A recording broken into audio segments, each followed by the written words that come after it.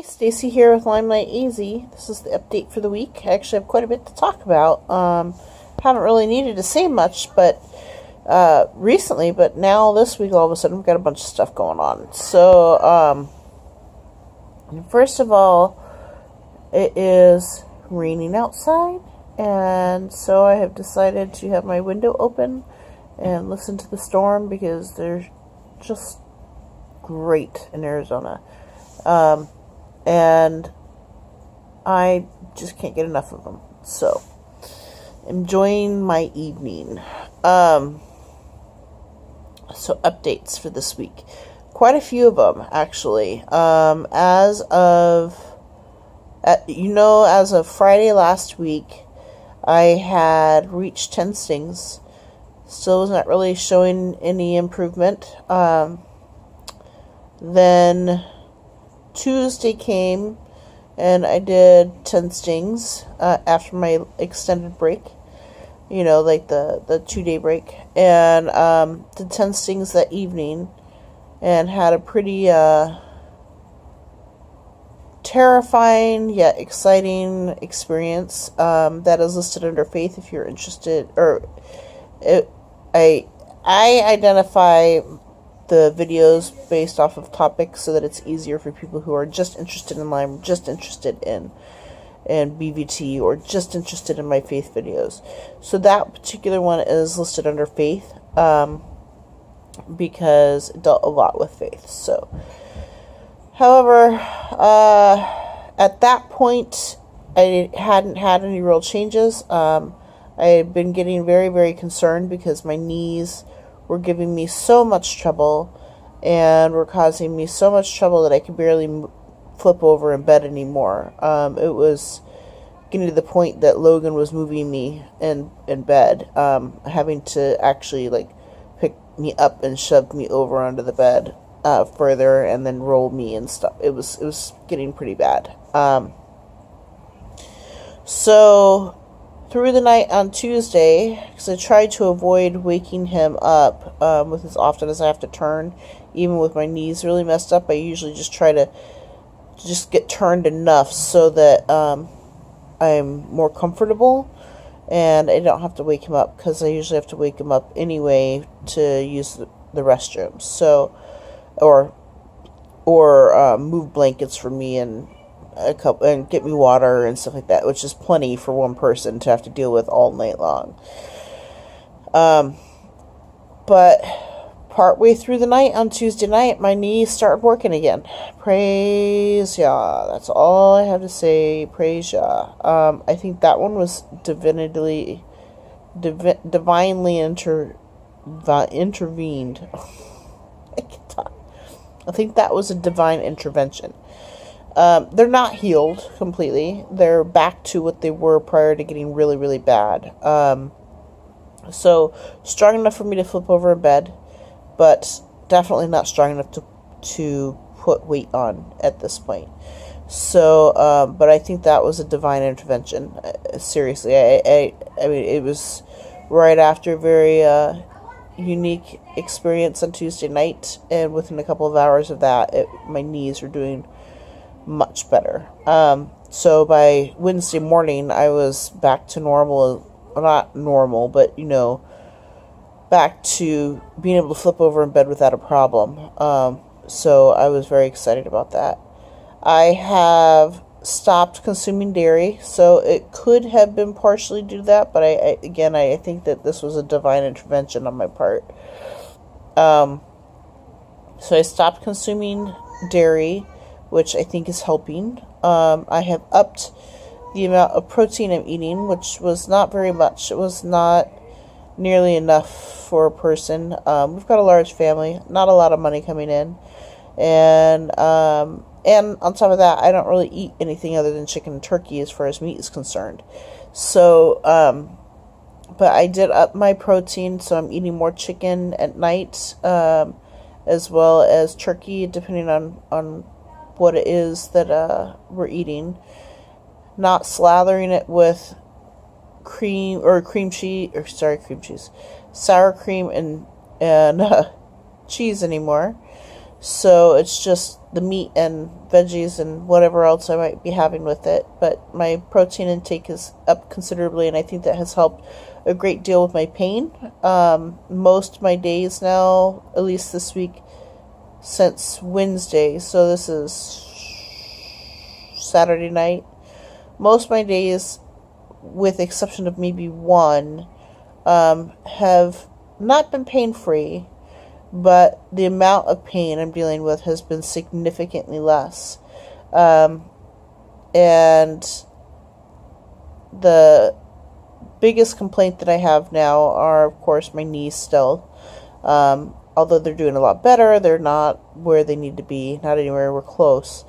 And my joints, so they stiffen. If I'm in a position too long while sleeping, then I have to stretch out my body, and that's a big problem. My jaw has been locking a lot the last few days. I don't know what the deal is with that. Or not really locking, but I have to stretch it and get it to pop on both sides. And feels like it almost feels like it's severing some sort of tissue there that isn't supposed to be there, to make it so that I can open my mouth. Otherwise, I can't even get a straw in my mouth. So that's been uncomfortable and not much fun. But the big improvements that I'm dealing with is better brain improvement. That's the first one. I can flip over in bed, like I said earlier, and I'm starting to have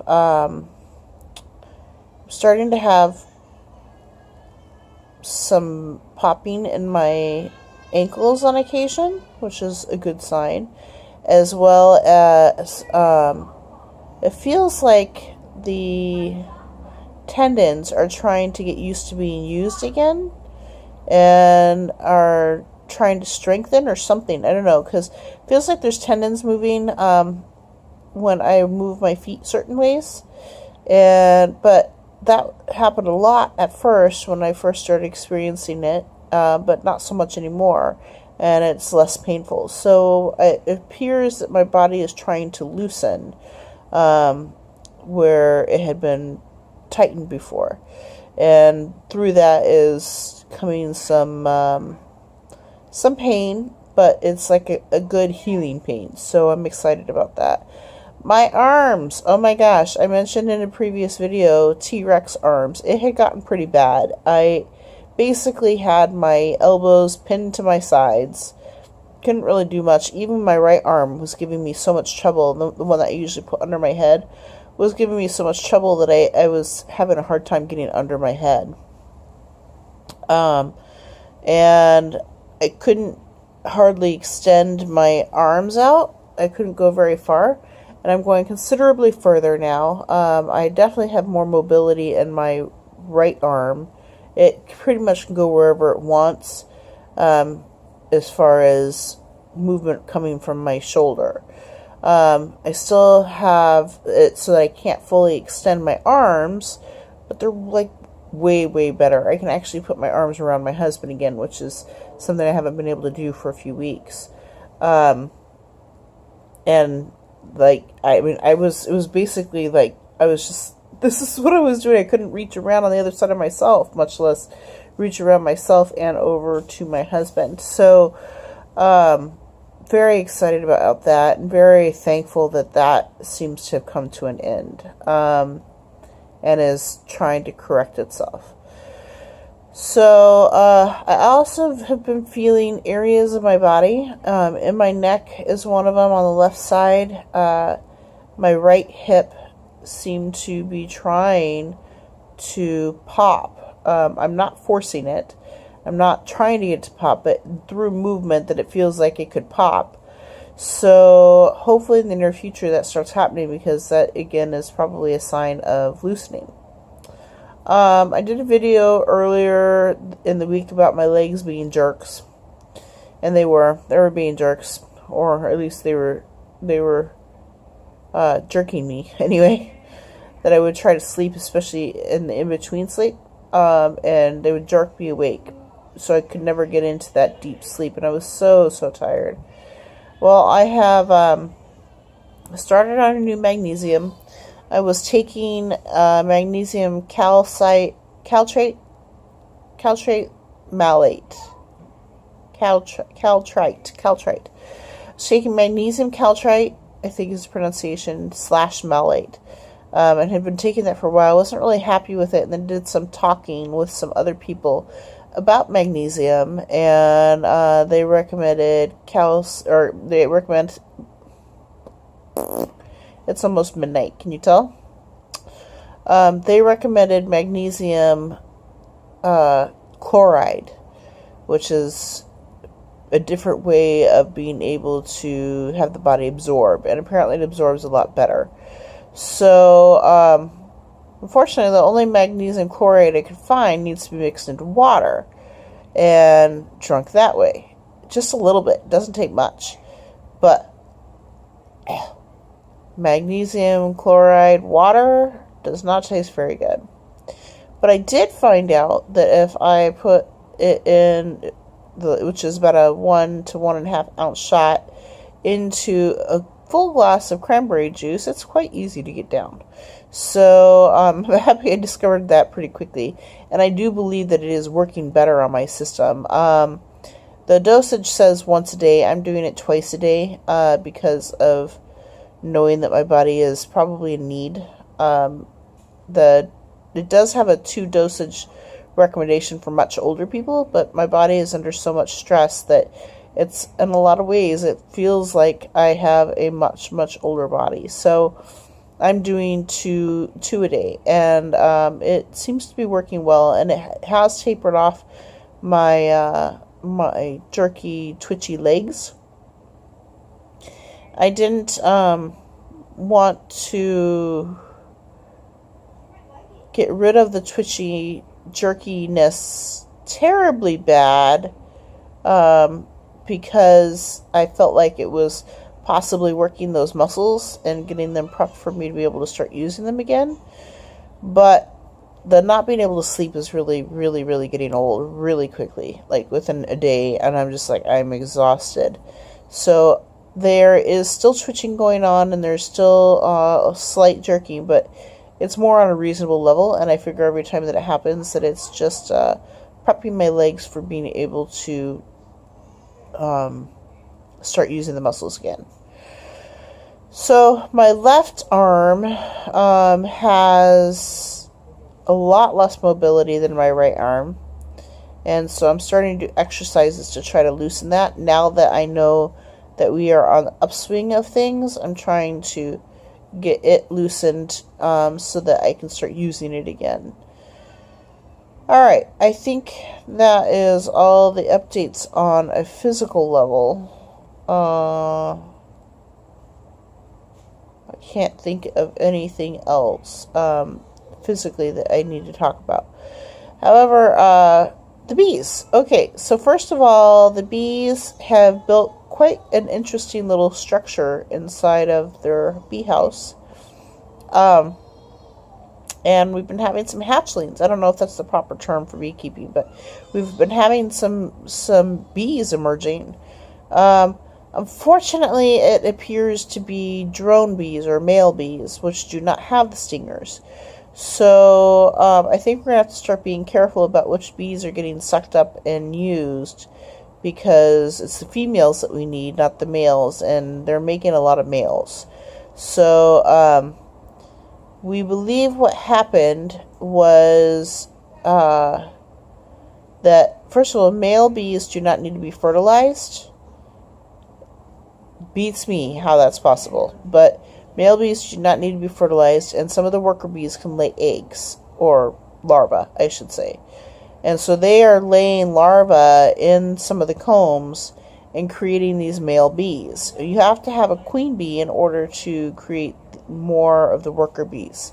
So I don't believe that we have a queen bee. I was really hoping that we did, but with as many of the drone bees that we have coming out, and that we can see capped, because when they cap the drone bees, it looks different than when they cap the worker bees.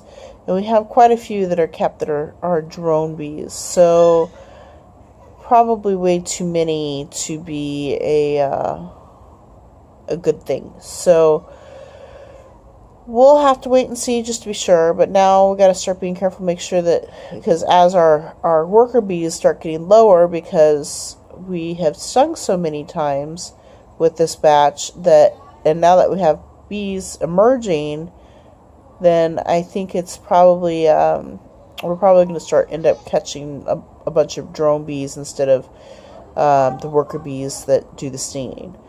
So I don't know what we're going to do about that yet, because obviously we need to get these bees out of the box at some point so that we can get new bees. We shall see. We have done 174 stings. Yay! My husband has collected all of them, and he finally got stung. Ooh, somebody's not happy. He finally got stung a couple nights ago. So 160. He did 164 at that point when he got stung.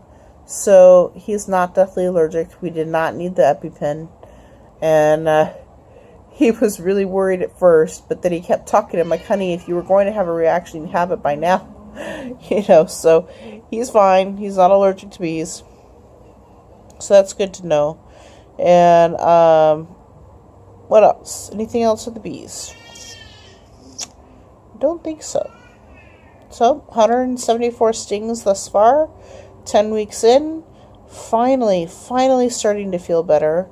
And having a pretty decent week, actually. Emotionally, I've been doing really good.